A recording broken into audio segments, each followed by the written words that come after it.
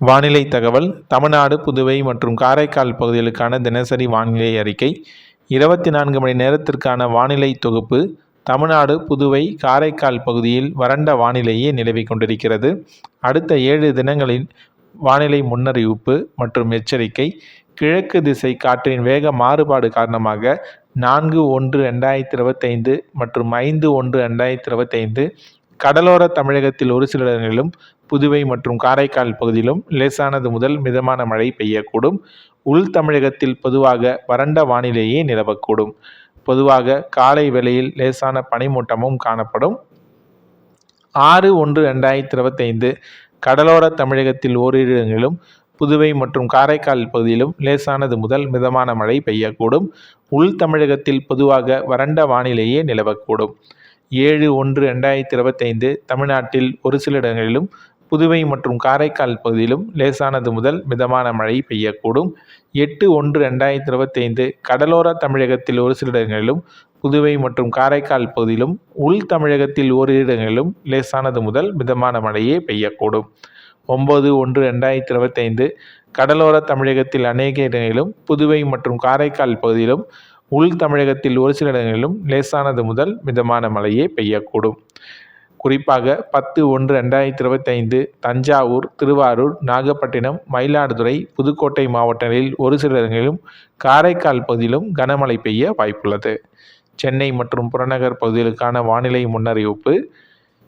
5/1/2025 வானம் ஓரளவு மேகமூட்டத்துடன் காணப்படும். காலை வேளையில் பொதுவாக லேசான பனிமூட்டமும் காணப்படும். அதிகபட்சமான வெப்பநிலை 31°C ஒட்டியும், குறைந்தபட்ச வெப்பநிலை 21-22°C ஒட்டியும் இருக்கக்கூடும். மீனவர்களுக்கான எச்சரிக்கை. தமிழக கடலோர பகுதியில் உள்ள மீனவர்களுக்கான எச்சரிக்கை. 4/1/2025 தென் தமிழக கடலோர பகுதிகள், மன்னார் வளைகுடா மற்றும் குமரி கடல் பகுதியில் சூறாவளி காற்று மணிக்கு 35-45 km வேகத்திலும், இடையே 55 km வேகத்திலும் வீசக்கூடும். 5/1/2025 குமரிக்கடல் பகுதிகளில் சூறாவளி காற்று மணிக்கு 35-45 km வேகத்திலும், இடையே 55 km வேகத்திலும் வீசக்கூடும். 6/1/2025 முதல் 8/1/2025 வரை தமிழக கடலோர பகுதியில் உள்ள மீனவர்களுக்கு எந்த ஒரு எச்சரிக்கையும் இல்லை.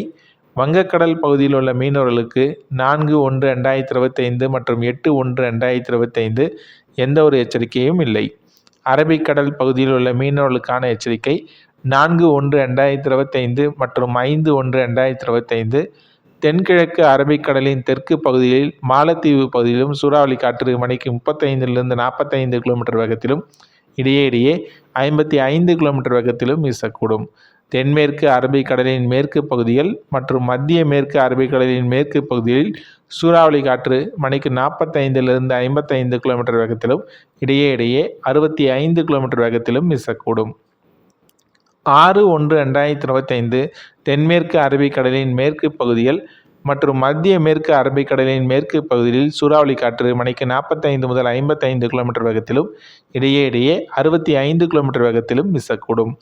7/1/2025 மற்றும் 8/1/2025 அரபிக்கடல் பகுதியில் உள்ள மீனவர்களுக்கு எந்த ஒரு எச்சரிக்கையும் இல்லை.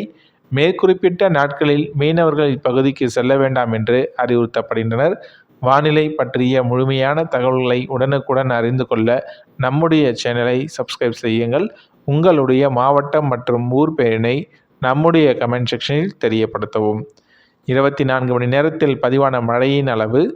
தற்போது வரை எந்த ஒரு மழையும் எச்சரிக்கையும் எந்த ஒரு மாவட்டத்திற்கும் இல்லை. 24 மணி நேரத்தில் பதிவான வெப்பநிலை. அதிகபட்சமான வெப்பநிலை கரூர் பரமத்தியில் 32.5°C பதிவாகியுள்ளது. ஈரோடு மாவட்டத்தில் வெப்பநிலை கணிசமாகவே குறைந்துள்ளது. -2.1°C முதல் -4°C வரையிலும். கோயம்புத்தூர் மாவட்டத்தில் வெப்பநிலை இயல்பை விட மிகவும் அதிகரித்துள்ளது. 3.1°C முதல் 5°C வரையிலும். திண்டுக்கல், திருப்பத்தூர் மற்றும் நீலகிரி மாவட்டங்களில் வெப்பநிலை இயல்பை விட அதிகரித்துள்ளது. 1.6°C முதல் 3°C வரையிலும். ஈரோடு, மதுரை, நாகப்பட்டினம் மற்றும் சேலம் மாவட்டங்களில் வெப்பநிலை இயல்பை விட குறைவாக பதிவாகியுள்ளது. -1.6°C முதல் -3°C வரையிலும். கரூர் மாவட்டத்தில் வெப்பநிலை இயல்பை விட மிகவும் குறைந்துள்ளது. -3.1°C முதல் -5°C வரையிலும் பதிவாகியுள்ளது. மற்ற ஏனைய மாவட்டங்களில் பெரிய மாற்றம் எதுவும் இல்லை, இயல்பு நிலையை கொண்டுள்ளது.